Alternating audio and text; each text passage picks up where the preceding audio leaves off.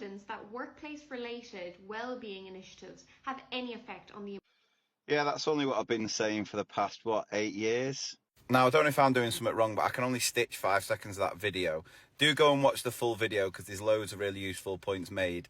I'm going to try and relate it more to teaching in this video, but it's basically a research report of more than 46,000 UK workers, which is a big study, has found that no evidence of improved workplace well-being after individual level mental health interventions. So what do we mean by individual level mental health interventions? Well, it's probably every wellbeing staff meeting any teacher's had over the past 5 years. So anything around mindfulness, yoga, all that sort of, I was going to swear then, rubbish is what we're talking about here. Now, if you've followed me for a while, you know I've been banging on about wellbeing not being about these little token gestures and instead about trusting teachers to do the job, reducing workload, etc. I've made plenty of videos. 2019, this video of the top 10 teacher wellbeing fails. And in that top 10, you had the likes of mindfulness colouring, forced staff wellbeing sessions, yoga and the likes. And at the beginning, in September and January, I normally put a post out like that. And the most common answer to these sort of posts asking what's the weirdest, most pointless insight you've ever had is something around well-being. Like this one with juggling where we were told it will help with stress. Laughing yoga, and the one where I had to talk to a raisin. Anything to do with staff well-being, being forced to do mindfulness techniques when you could use this valuable time in 100 different ways is not good for anyone's teacher's well-being. I mean, that sums it up perfectly. The guy who did the study, Dr. Fleming, said that employees need to focus on addressing the root causes of stress and poor mental health to avoid well-being washing, which is that if these initiatives are offered with the intent or tick box because Ofsted are going to ask about well-being, then that's not going to have any sort of impact and is just this well-being washing. So what is actually having an impact on employees' well-being?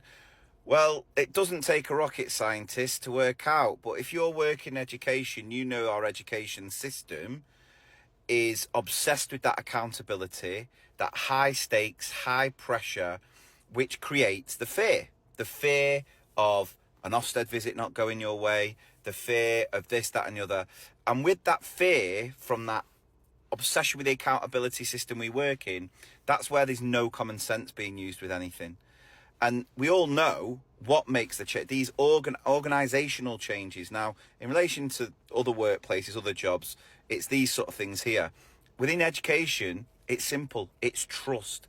It's giving teachers the trust, treating them as professionals, knowing that they know their children inside out and not working them to an inch of their lives where they're constantly having to prove that they're doing the job the vast majority of them are capable of doing. And when you work in that system that is constantly scrutinising you, constantly making you feel like a failure, constantly working you to the point of burnout every half term, every term, that affects your mental health and well-being. So having a staff meeting about yoga and having a staff meeting where you're sucking raisins and this, that and the other has no impact at all. What teachers need is to be trusted. What teachers need are conversations where we're reducing workload. We're asking why. We're asking why we're doing this. What impact's it going to have? You're introducing new initiatives by stopping other initiatives. You're not keep adding to that pile. You know, things like TeachMate seems to be really helping with a lot of schools. A lot of schools are taking that on, giving teachers that option where the technology can then do some of the heavy lifting with admin tasks so teachers have that time back and reinvest that time however they see fit. I've said for years, I find so many wellbeing initiatives that are forced to be patronising. I don't need to be told to do yoga or stuff like that. I need the time to actually do it. And a research study like this might hopefully make a couple of people think, well, actually, maybe if we are doing a wellbeing staff meeting, we should just cancel it and give teachers the time. Or let's actually save that money that we're paying for this, that and the other and reinvest it in stuff that's going to actually help teachers, that's actually going to give them a helping hand in reducing workload so that they can feel trusted and then be the best teacher in the classroom.